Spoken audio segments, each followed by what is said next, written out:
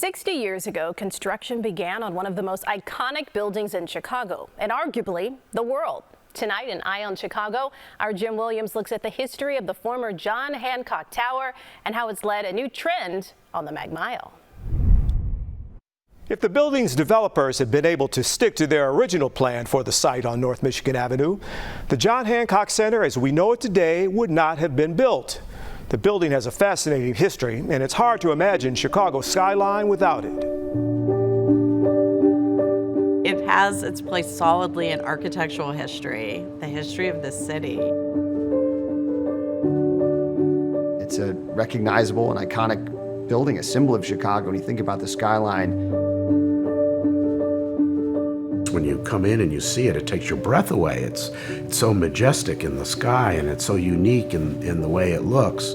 60 years after ground was broken here on North Michigan Avenue between Chestnut and Delaware, this building remains a 100-story star on Chicago's expansive skyline.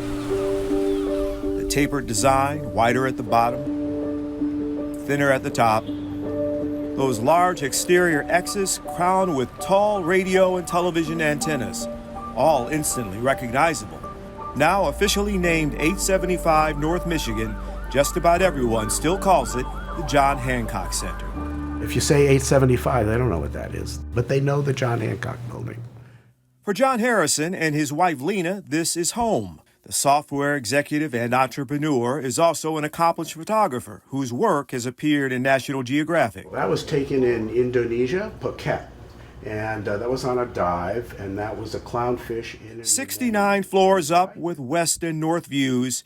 He has cameras in every room. It's a photographer's dream living here. I've taken so many pictures here over the years, and yet I still find new pictures that I can capture the scene just because of the light and the weather. Long before Harrison moved here 18 years ago, the Hancock was a pioneer, a mixed-use skyscraper in Chicago's central area. Businesses and homes in one very tall place, the result of an effort in the 1960s to lure people downtown, not just to work, but also to live here. Mayor Daley, the first Mayor Daley, said we need folks back downtown. We need to show people that Chicago is still a prime city in the Midwest. I need residents down here. At first, the plan was to build 2 towers on this site, but developers led by the firm Skidmore, Owings & Merrill realized there was only enough land for one building, raising this question. How do we get everything in one tower and make most efficient use of the space? So the lower floors needed to be bigger to accommodate retail and office. The upper floors where you had views and light and air, those needed to be smaller to accommodate residential footprints. Those X's on the building's exterior, they're certainly visually striking, but they have an important purpose: stability. So when you have cross bracing, it stops the sway and the wind and takes the place of the central columns in a traditional construction. As the building was under construction, the original owner filed for bankruptcy. The John Hancock Mutual Life Insurance Company, which had been financing the project, took ownership, eventually moving its offices in. Big John was finished in 1969. It was the tallest building in Chicago and the second tallest in the world after the Empire State Building in New York. And it was groundbreaking for the time. And it really, again, set the model for all these other buildings that continue today. But change is inevitable. In 2018, the John Hancock Company, having left 875 North Michigan, requested its name be taken off the building. It is now the 5th tallest building in Chicago, and part of North Michigan Avenue, the city's premier shopping destination, is now dotted with empty storefronts, including some vacant space at the base of 875. I think in a lot of ways, the pandemic kind of accelerated what was happening on the Mag Mile, which was retailers kind of falling victim to the rise of online shopping, and the vacancy rate was kind of rising, and then you add in lack of foot traffic, add in more instances of crime. And so North Michigan Avenue is pivoting, with 875 leading the way. At the top of the building, the famous Signature Room restaurant is gone, but the 360 Chicago observation deck on the 94th floor will be expanded upward to the 96th floor, creating Chicago's first multi-story observation deck.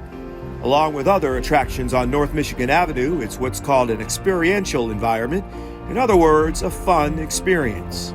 That brings more people into the city, and it also allows folks to use those larger retail spaces that we now see vacated. But 875 also includes a wide mix of professional offices, including advertising agencies, law firms, some medical practices, and more. The plaza is also home to artistic events, including the Magnificent Mile Art Festival. They're kind of finding this new path. They say this is going to be a different building. A different building with still a lot of life, no matter what name you give it. I think it holds on to that glamour even today. I mean, it's a prestigious address, and it's a distinctive place to live. Every day, seeing the sunrise and the sunset and that beautiful lake, I love it here. In 1967, 20 floors into construction, workers discovered problems in the underground foundation. Work stopped for months until the issue was resolved. Construction resumed, and the John Hancock Center ushered in a new era in Chicago architecture. Jim Williams, CBS News, Chicago.